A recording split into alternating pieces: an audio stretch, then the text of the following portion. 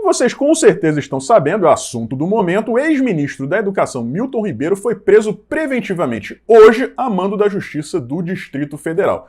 E o presidente Jair Bolsonaro, em uma entrevista, mandou a real. Se houve crime, que os responsáveis sejam punidos exemplarmente. O governo federal não está aqui para atrapalhar investigação alguma.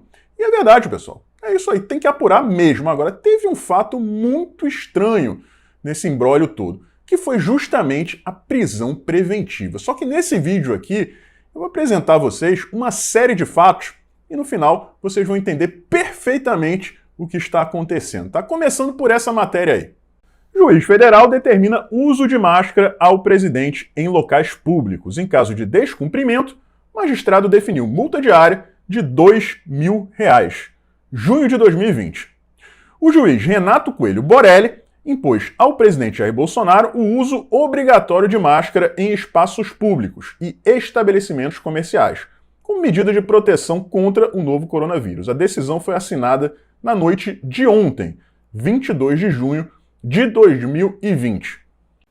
Renato Borelli, o mesmo juiz que mandou o Bolsonaro colocar a máscara, vejam só, mandou prender preventivamente o Milton Ribeiro. Nem preciso dizer mais nada, né? Mas vou dizer, não quero nem saber, tem um monte de coisa para dizer, na verdade. O Renato Borelli, pessoal, é aquele típico juiz entusiasta do ativismo judicial. Mete o bedelho em tudo quanto é lugar. É só vocês darem uma pesquisada aí no Google. E fazendo essa pesquisa, me deparei aqui com um texto escrito por ele interessantíssimo. Acho que os ministros do STF, inclusive, vão gostar bastante. Efeito vinculante e violação da segurança jurídica. Até onde chegaremos? Pergunta Renato Borelli.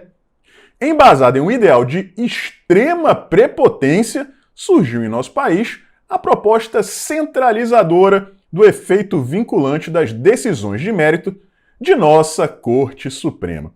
É juridiquês puro, tá, pessoal? Mas aí eu separei para vocês aqui alguns trechos que, para bom entendedor, meia palavra basta, quanto mais essas aí. Nesse contexto, o efeito vinculante das decisões definitivas de mérito proferidas pelo STF nas ações declaratórias de constitucionalidade de lei ou ato normativo federal, relativamente aos demais órgãos do Poder Judiciário, violenta o sistema difuso de controle de constitucionalidade. Ele está dizendo aí que o STF violenta o sistema difuso de controle de constitucionalidade. Que acusação pesada, né? Na busca de uma magistratura dócil e tendenciosa. Chamou o STF de tendencioso. A vocação arbitrária da aludida ação declaratória de constitucionalidade exacerba a concentração na alta cúpula do Poder Judiciário, arrasando e esmagando a figura do juiz natural. Molda-se, dessa forma, uma doutrina autoritária do direito. Meu Deus do céu, STF autoritário. Bem a gosto das ditaduras históricas, onde os homens são manejados pelo sistema. Não sou eu quem estou dizendo isso, tá? É o Renato Borelli. Ditadura. Nossa Senhora. Segurança jurídica? Teríamos. Realmente. Segurança jurídica em nosso país? Não sei. Me responde aí, Borelli. E concluindo, assim, do que valeria o texto de nossa Constituição Federal se esta consagra a advertência permanente de que a onipotência dos poderes tem limites, no constante projeto democrático do direito e da justiça. Na época ele era advogado ainda, não era juiz, né? Cabra macho, esse Borelli. Quero ver ele falar isso hoje. Nossa Senhora, se eu digo isso tudo aí na cara do STF, vou preso no dia seguinte. Renato Borelli, o cara que mandou o Bolsonaro colocar máscara, que mandou prender preventivamente o Milton Ribeiro, deu essa carcada forte no Supremo Tribunal Federal um tempo atrás, antes de se tornar juiz. Palavras pesadas. Mas tá tudo bem, né? Acho que não tem problema. E por que eu disse aqui a vocês que a prisão preventiva não cabia nesse caso? Eu vou usar aqui o site da Justiça do Distrito Federal, do Tribunal de Justiça do Distrito Federal, pessoal. E aí vocês vão entender por que a decisão, por que a ordem do Borelli é completamente exagerada, equivocada e errada. convertida a prisão em flagrante em prisão preventiva. É claro que a prisão do Milton Ribeiro não foi em flagrante, mas aí no final do texto, o Tribunal de Justiça explica quando é aplicável a prisão preventiva, para evitar que o acusado cometa novos crimes, prejudique a colheita de provas ou fuja. Vamos lá, pessoal, só para vocês terem uma noção do tamanho da contradição, tá? Site oficial do Tribunal de Justiça do Distrito Federal. Renato Coelho Borelli, juiz pelo Distrito Federal. Só existem 3 situações em que a prisão preventiva é cabível. 1, para evitar que a pessoa continue cometendo crimes. Por acaso, o Milton Ribeiro continuaria cometendo crime se é que ele cometeu algum dia? Não, ele não pode, ele não é mais ministro. 2, caso a pessoa ofereça risco ao curso das investigações. É o caso? Não, muito pelo contrário, inclusive ele está colaborando. E 3, risco de fuga, é claro que o Milton Ribeiro não vai fugir, né? Então, qual é o embasamento jurídico para essa prisão preventiva? Absolutamente nenhum. Agora a gente tem que analisar aqui o contexto em que tudo isso se insere. Estamos em vias de abertura de uma CPI da Petrobras, que vai absolutamente destruir justamente o PT. Muita coisa que foi jogada para debaixo do tapete vai ser exposta à sociedade. E tudo aquilo que foi anulado depois, a gente está tendo aí, por exemplo, delatores pedindo dinheiro de volta, não vou nem falar do Lula, vai ser exposto novamente. Neste momento, o que a esquerda precisa? De um contraponto. E é aí que vem a CPI do MEC. E o que poderia ser mais conveniente para justificar a abertura desta CPI? Uma prisão. Vejam aí, pessoal, 2 postagens de hoje do Randolph Rodrigues no Twitter. A de baixo, 4 horas atrás.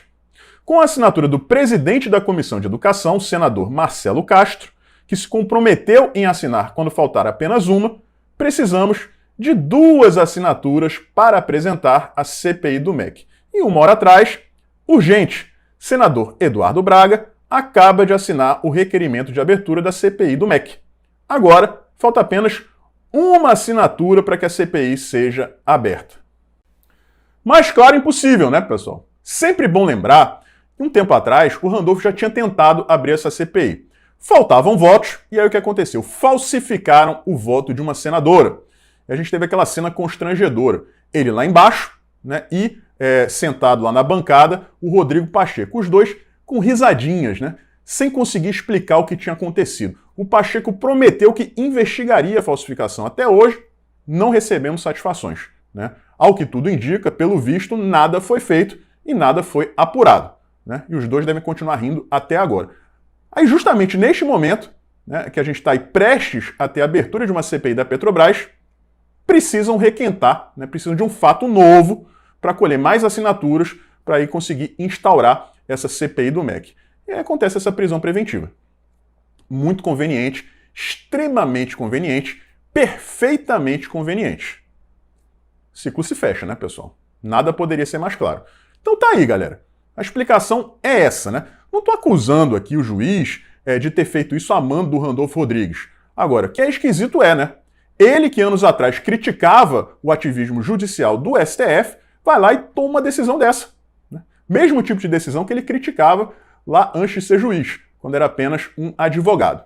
Então, tá aí tudo exposto, galera. Agora vamos contar com o bom senso, né, do Rodrigo Pacheco, para que não abra esse negócio. É que isso é absolutamente ridículo, né? A não ser que eles queiram cavucar lá atrás, porque existem várias denúncias de corrupção infinitamente maiores da época dos governos do PT, inclusive incluindo o Fernando Haddad, né? Mas com certeza, como quem comandaria o andamento dessa CPI seria a mesma turminha da outra, Calheiros, Aziz, Braga, Randolph Rodrigues, da mesma forma como nunca convocaram o pessoal do Consórcio Nordeste para a CPI do Xing Ling, é claro que eles não vão dar esse mole de convocar o pessoal lá da época do PT, né? Tem método. Então esse foi o nosso vídeo de hoje, pessoal. Como eu disse aqui, mais claro do que água. Só não pode ser água da SEDAC aqui do Rio de Janeiro, que ela é meio cebosa, meio suja, né? Mas enfim, precisavam de um fato novo para fortalecer a narrativa e assim colocar pressão nos senadores para que eles assinassem o requerimento de abertura desta CPI. E pelo jeito, eles conseguiram. Só falta uma, né? Se o Randolph não resolver falsificar alguma assinatura, daqui a pouco eles devem conseguir a última. E aí vamos ver o que vai acontecer, né? De um jeito ou de outro, mesmo que eles não consigam, é muito provável que o próprio Randolph acione quem? O STF. O STF vai lá e ordene a abertura da CPI. Você comparar esse caso com a Petrobras, né? Chega a ser ridículo. O detalhe é que um dos pastores supostamente favorecidos era assessor de uma petista. Eles sempre estão envolvidos, né? Você escuta ali a fala do Milton Ribeiro e aquela fala típica da pessoa que quer, né, fazer um cafuné na cabeça da outra pessoa. Olha só, ele diz assim: primeiro, eu tenho que dar atenção aos que estão mais necessitados. Depois a gente ajuda aí o pastor não sei quem, o pastor não sei o que lá. Ele deve falar isso para todo mundo. Mas, enfim, narrativas e mais narrativas, né? O importante, acima de tudo isso, é que o presidente não está de forma alguma dificultando as investigações. Muito pelo contrário. A CGU, inclusive, é responsável pela investigação. Órgão esse que está o quê? Subordinado à presidência da República. Então, pessoal, corrupção é corrupção. O presidente não tem corrupto de estimação. Se houve alguma irregularidade, as pessoas serão punidas com certeza exemplarmente no que depender do presidente. Agora, o ideal seria que todo corrupto fosse punido exemplarmente. E aqui no Brasil a gente tem um que é candidato à presidência. Compartilhe esse vídeo, deixem seus likes, deixem seus comentários, um forte abraço e a gente se vê por aí.